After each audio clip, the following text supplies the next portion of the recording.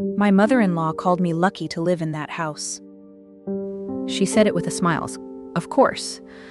Margaret Carter never insulted anyone without making it sound like a compliment first. We were standing in my own kitchen on a Sunday evening, surrounded by roast chicken, green bean casserole, sweet tea, and old family photographs she had arranged on the counter like museum pieces. It was the anniversary of my father-in-law's passings, so everyone was speaking softly, respectfully, the way families do when grief is old enough to become tradition. My husband, Daniel, stood beside the sink with his hands in his pockets. His sister, Sarah, was setting dessert plates on the dining table. Margaret lifted her glass and looked around the room. Your father would be so proud, she said. This house is still in Carter hands. Everyone nodded. Then her eyes moved to me. And Emily has been fortunate to share in that history. Fortunate. Share. I remember those two words more clearly than anything else from that night. Not because they were shouted. Not because anyone gasped. Nobody even looked uncomfortable except maybe Daniel, and even he only looked down at his glass. That was the thing about being erased. It didn't always happen with cruelty loud enough for witnesses. Sometimes it happened politely, over dinner, while people passed butter and pretended not to hear the knife sliding between your ribs. I looked around that kitchen and saw everything Margaret didn't. The sink, she complained, was too modern. I paid the plumber when the old pipes backed up 3 winters earlier. The roof over our heads?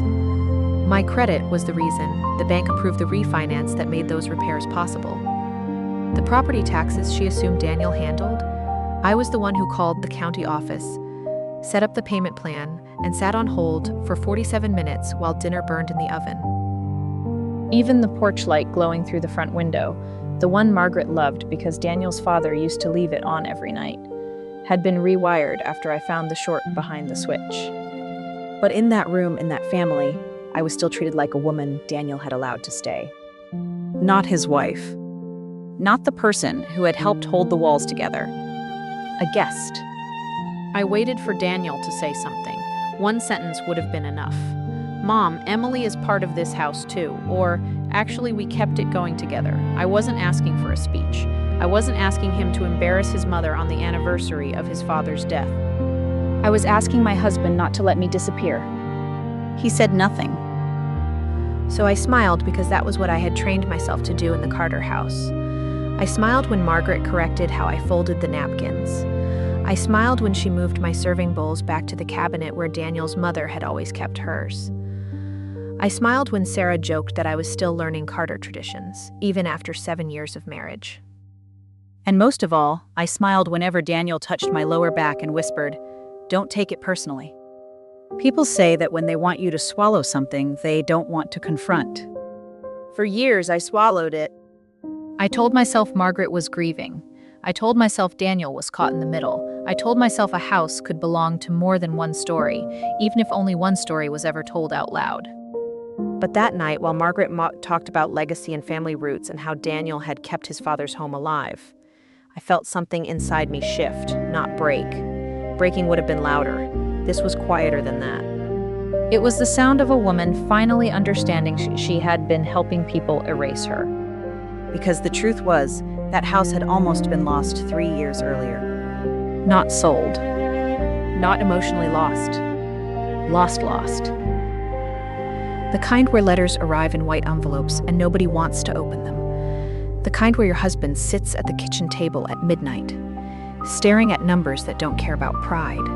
The kind where a family legacy becomes less about memories and more about interest rates, overdue payments, and whether the bank believes you can still catch up. Daniel knew that. I knew that. The bank knew that. But Margaret didn't. Sarah didn't. And somewhere along the way, Daniel had decided that protecting his pride mattered more than telling the truth about my place in our home. I didn't confront anyone that night. I didn't throw papers across the table or ruin the dinner. That was never my style. Besides, I had learned a long time ago that anger gives people an excuse to ignore the facts. And I had facts. In my purse, under my chair, there was a sealed envelope from the mortgage company. I had picked it up from the mailbox that afternoon and carried it inside without opening it. I don't know why I brought it to the dinner table. Maybe some part of me already knew. Inside that envelope was a review notice with both our names printed clearly across the top. Mine and Daniel's. By the end of that week, his family would finally learn whose name had been helping hold their precious Carter house together. But the part that changed me wasn't the mortgage paper. It was realizing my husband had known the truth the whole time. I did not move into the Carter house thinking I would have to earn my place there forever. When Daniel first brought me to Wichita to see it, I thought it was beautiful, not perfect. The front steps dipped on the left side. The porch rail needed paint. The backyard fence leaned toward the neighbor's maple tree like it was tired of standing straight. But it felt lived in. Daniel was proud of it. He stood in the driveway with one hand on my lower back, pointing things out like a tour guide. "My dad built that deck," he said. "Not well, but he built it." I laughed, and he smiled in that quiet way that used to make me feel safe.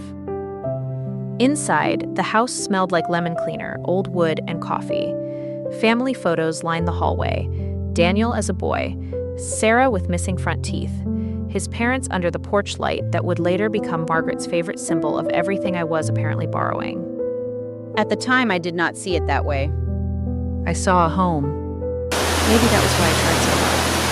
I grew up in rentals, duplexes, apartments, small houses with landlords who fixed nothing unless my mother called 3 times.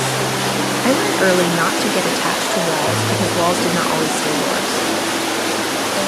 So when Daniel asked me to marry him and later asked if I would be okay living in the house his father had left me, I said yes to that. I wanted roots, Sunday coffee in the same kitchen, a garden that came back every spring, a hallway I knew in the dark. For a while I thought I had found that. The first year was almost sweet. Daniel and I painted the guest room a pale blue that Margaret said was brighter than what Frank had chosen. Frank was Daniel's father. Margaret brought him into almost every decision, as if his memory still had played in it. I tried not to mind. She had lost her husband. This had been her home before it was mine. I told myself grief made people particular. At least, that was the explanation I kept giving her. The first time Margaret moved my serving bowls, I laughed it off. I had put them beside the stove. She moved them to the lower cabinet near the dining room. "That's where we've always kept them," she said. It was such a small word, I should not have noticed it as much as I did. Daniel kissed my temple later and said, "Mom's just sentimental, don't take it personally." That became his favorite sentence. When Margaret told me the Christmas tree belonged by the front window because Carter houses have traditions, Daniel said not to take it personally. When Sarah joked that I was still in training after I used good plates for a barbecue, Daniel said not to take it personally. When Margaret introduced me to a neighbor as Daniel's wife Emily, she's still getting used to the house. 3 years after I moved in, Daniel squeezed my hand and said it again. "Don't take it personally." But that was the problem. It was personal. It was my kitchen, my weekends, my paychecks, my name on utility accounts, my knees aching after pulling weeds in a yard everyone still called his father's yard. I worked as a bookkeeper for a small construction company, which meant I spent my days catching mistakes before they became disasters. Missing invoices, late payments, numbers that looked harmless until you followed them far enough. At home, I did the same thing. I noticed when the insurance premium jumped. I noticed when Daniel stopped opening envelopes. I noticed when he got quiet checking the mortgage portal. The first real crack came after a spring storm tore shingles off the backside of the roof. Water leaked into the upstairs hallway, and Daniel sat at the kitchen table staring at the repair estimate like it had insulted him. "He'll figure it out," I said. He rubbed both hands over his face. "I don't want Mom knowing it's this tight." That should have told me something. But back then, I thought protecting his pride was part of loving him. So I opened my laptop, I made calls, I built a spreadsheet, I shifted payments, checked rates, and found a way to keep things moving without Margaret hearing the word problem. A few weeks later, she came over with a pound cake and told Daniel his father would be proud of how well he was keeping the house. Daniel smiled tightly. I waited for him to say my name. He didn't. And that was the first time the house felt colder with all the lights on. By the time I started seeing the pattern, I had already spent years calling it patience. That is the dangerous thing about small humiliations.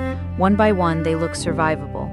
You tell yourself it is just a comment, just a tradition, just an old woman missing her husband, just a tired man avoiding a fight.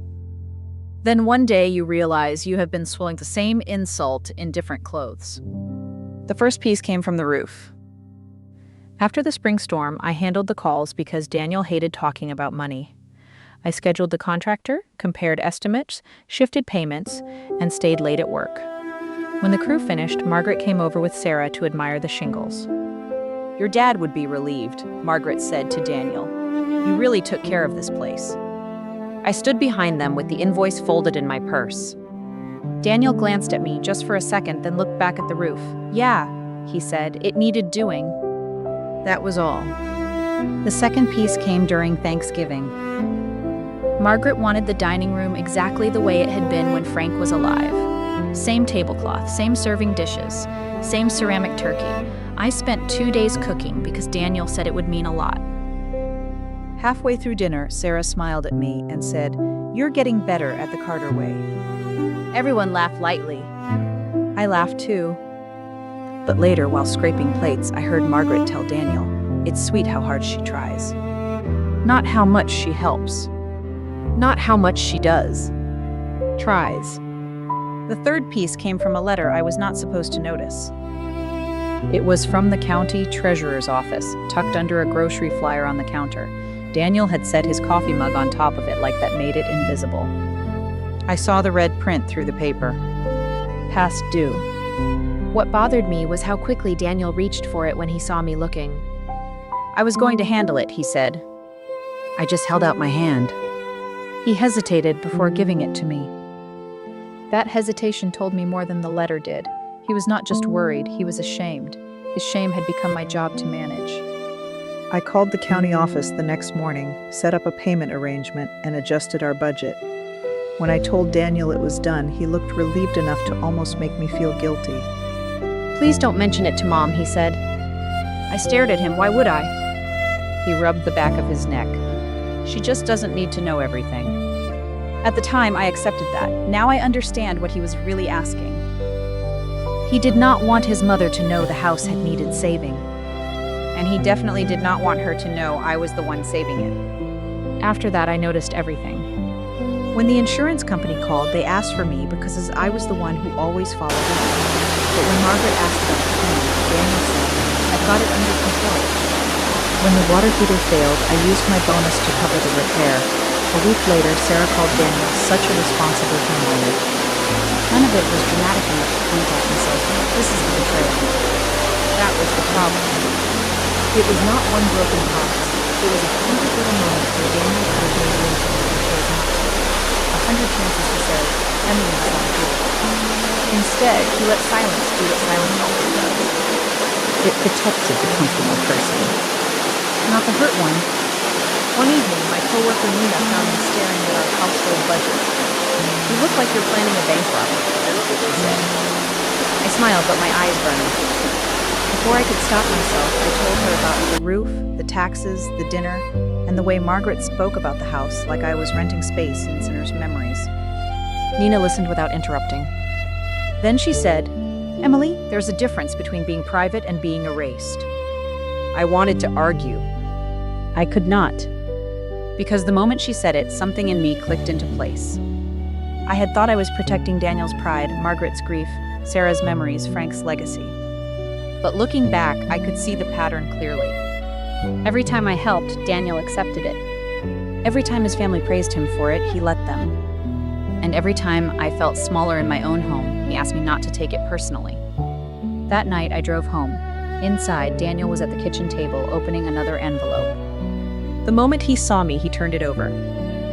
And for the first time, I did not ask what it was. I already knew enough. The envelope stayed in my purse for 2 days.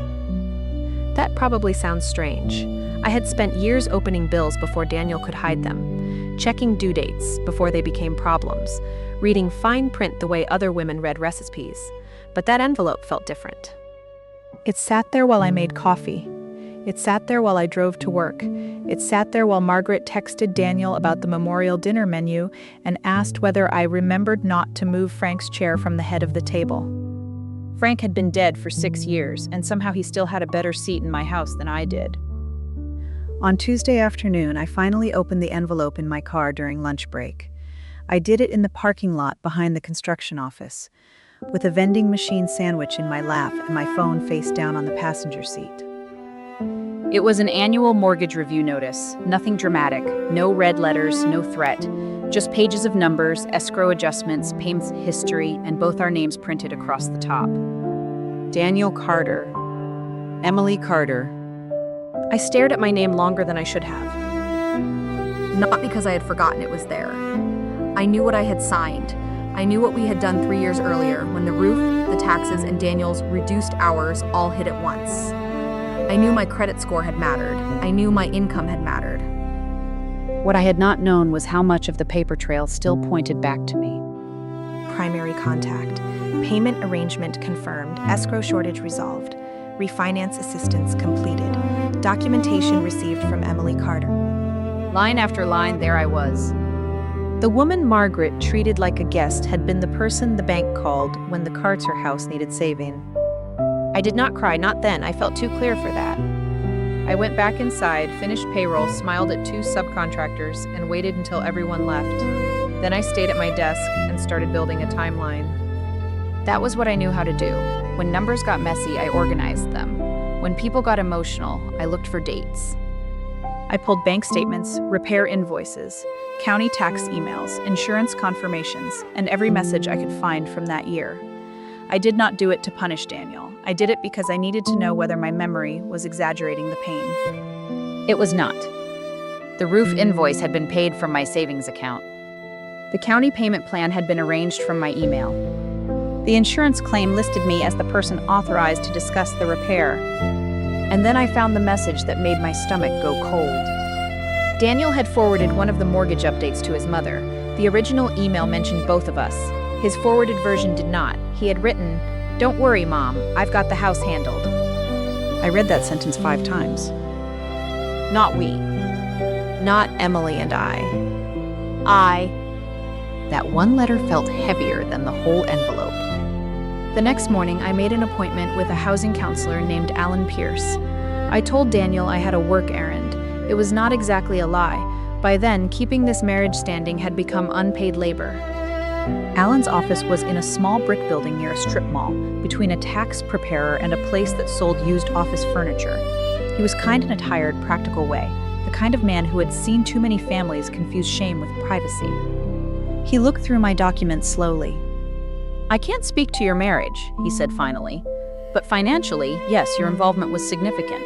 In several places. Essential." Essential. I almost laughed. At home, I was still learning Carter traditions. At the bank, I was essential. Before I left, Alan handed the folder back to me and said, "Whatever conversation you're planning, keep it simple. Dates, documents, boundaries. Don't argue feelings with people who benefit from misunderstanding them." That stayed with me. So I did not confront Daniel that night. I did not call Margaret. I did not send screenshots to Sarah or write some long message in anger. Instead, I made 3 copies of the timeline. 1 for me. 1 for Daniel. 1 for the conversation I hoped I would never have to force. 2 days before the memorial dinner, I found Daniel in the garage, sorting through a box of his father's old tools. I stood in the doorway and watched him hold a rusted wrench like it was something holy.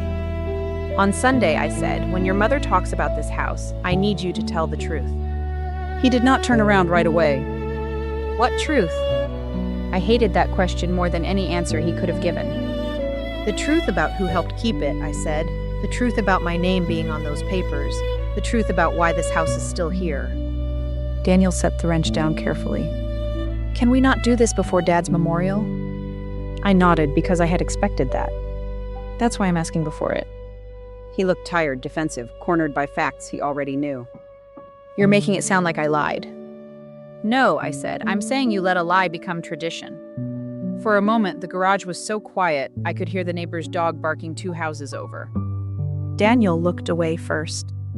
And that was when I knew I needed the folder with me on Sunday. Sunday came with the kind of quiet that makes every sound feel too loud. Margaret arrived first, carrying a glass dish covered in foil and wearing the pearl earrings she saved for church events. Sarah came later with a bakery pie. Daniel moved around the kitchen like a man trying to look useful without touching anything important. I had cooked less than usual. Margaret noticed immediately. "Oh," she said, "you didn't use the blue serving dishes." "No," I said, "I used mine." It was a small sentence, almost nothing, but Daniel looked up because he heard what Margaret didn't. Dinner was polite in the way uncomfortable families know how to be polite. Margaret told the same story about Frank fixing the porch railing, and everyone smiled because they knew where to smile. I kept waiting for Daniel. Not for a miracle, just for one honest sentence. After dessert, Margaret stood near photos of Frank. She lifted her glass and spoke about loyalty, roots, and men who kept their promises. Then she looked at Daniel. "Your father would be proud," she said. "You kept this house in Carter hands." Daniel stared at the table. Margaret continued, "A home like this is history. It survives because family protects it." I looked at Daniel one last time. He did not speak. Then Margaret smiled toward me, soft and sharp. "And some people are blessed to be welcomed into that history." That was the line. I set my napkin beside my plate and stood. Daniel's face changed, Emily. I looked at him. I gave you before now. The room went quiet. I picked up the folder and placed it on the table. I did not throw it. I had promised myself I would not give anyone a reason to pretend my tone mattered more than the truth. "Margaret," I said, "this house almost didn't stay in Carter hands." Her smile stiffened. "I don't think this is appropriate." "I know," I said. "Neither was letting me be treated like a guest in a house I helped save." Sarah looked between us. "What are you talking about?" So I kept it simple. Dates, documents, boundaries. 3 years earlier, the mortgage had needed restructuring. The roof had needed repair. The property taxes were behind. Daniel's income alone had not been enough to fix it quickly. My credit, my savings, my paperwork, and my calls were part of why the house was still standing. I slid one page towards Sarah, not the whole folder, just the timeline. She read the first few lines, then looked at Daniel. "Is this true?" Daniel closed his eyes. That tiny pause filled the room everywhere. "Yes," he said quietly, "it's true."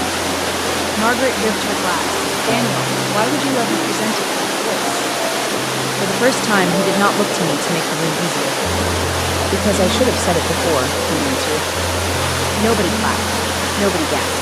Sarah stared at the page. Margaret sat down, stunned that the story she had repeated for years no longer belonged only to her. "I was embarrassed," Daniel said. "I let Mom think I handled more than I should. I let Emily carry the part that made me feel weak. I thought hearing him admit it would feel satisfying. It didn't. It felt late." Margaret tried once more. "I was protecting your father's memory." I shook my head. "No, you were protecting a version of this family where I could be useful, but never central." After that, there was nothing clean left to say. The dinner ended awkwardly. Sarah hugged me at the door and whispered. I didn't know, I believed her, but not knowing did not erase what she had repeated. Margaret left without apologizing. I had not expected one. When the house was finally quiet, Daniel and I stood in the kitchen surrounded by half-empty glasses. "I'm sorry," he said. I nodded. "I believe you." His eyes lifted with hope I wished I could reward. But believing you're sorry doesn't mean I can keep living like this. Over the next few weeks, nothing fixed itself overnight. Daniel started counseling with me. Margaret stopped dropping by without calling. Sarah sent a longer apology, and this time she did not explain herself inside it. The house remained the same house, same porch, tired fence, same light by the door. But I was not the same woman standing inside it. I used to think belonging meant being welcomed by people who arrived before me. Now I know better. If a family needs your labor, your signature, your silence, and your sacrifice, but still calls you a guest, maybe the question is not how to earn your place. Maybe the question is why you are still waiting for permission to stand there.